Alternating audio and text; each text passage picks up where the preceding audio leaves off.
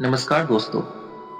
आज हम सुनेंगे महाशिवरात्रि की अद्भुत पौराणिक और रहस्यमय कथा। एक ऐसी कथा जिसमें सृष्टि की शुरुआत, भगवान शिव का प्रकट होना और महाशिवरात्रि के व्रत का महत्व छिपा है। तो चलिए शुरू करते हैं। बहुत समय पहले, जब कुछ भी नहीं था, न धरती, न आकाश, न समय, न जीवन, सिर्फ अंधकार और अनंत ऊर्जा थी। उसी अनंत ऊर्जा से ब्रह्मांड की रचना हुई। देवताओं और ऋषियों के अनुसार सृष्टि के संचालन के लिए तीन शक्तियां बनी: सृजन की शक्ति, पालन की शक्ति और संहार की शक्ति। संहार की शक्ति के रूप में भगवान शिव का प्रकट होना हुआ। भगवान शिव केवल संहार करने वाले देव नहीं हैं, बल्कि वे पुनर्निर्माण, संतुलन और मोक्ष के देवता हैं। मान्यता है कि फागुन महीने की कृष्ण पक्ष की चतुर्दशी की रात भगवान शिव पहली बार प्रकट हुए थे। इस रात को देवताओं ने, ऋषियों ने और स्वयं प्रकृति ने भगवान शिव का स्वागत किया था। तभी से यह रात महाशिवरात्रि के नाम से जानी जाती है।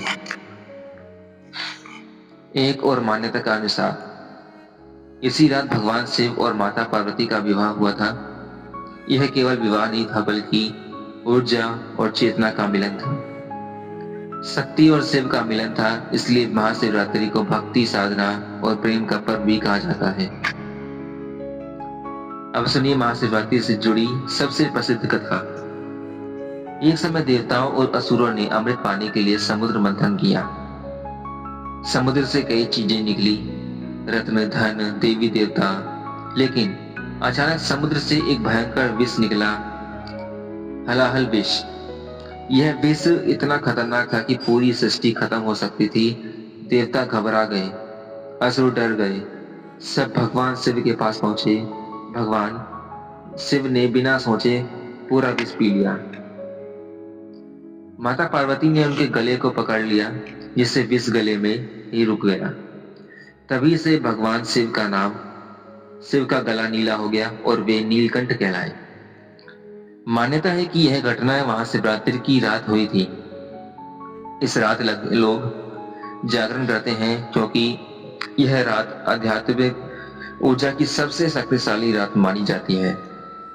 कहा जाता है, जो व्यक्ति इस रात जाकर शिव का नाम लेता है, उसके जीवन में के दुख कम होते हैं और उसे आंतरिक शांति मिलती है।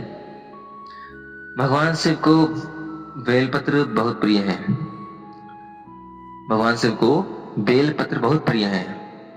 इसके पीछे भी कथा है। एक बार एक शिकारी जंगल में शिकार करने गया। उसे रात को एक पेड़ पर बैठना पड़ा। उसे पता नहीं था वह पेड़ बेल का था और नीचे शिवलिंग थी। रात भर वह जागता रहा और अनजाने में बेलपत्र नीचे गिरते रहा। सुबह जब वह नीचे आया तो भगवान शिव प्रकट हुए और उसने मोक्ष का आशीर्वाद दिया। इससे पता चलता है कि सच्ची भावना सबसे जरूरी है।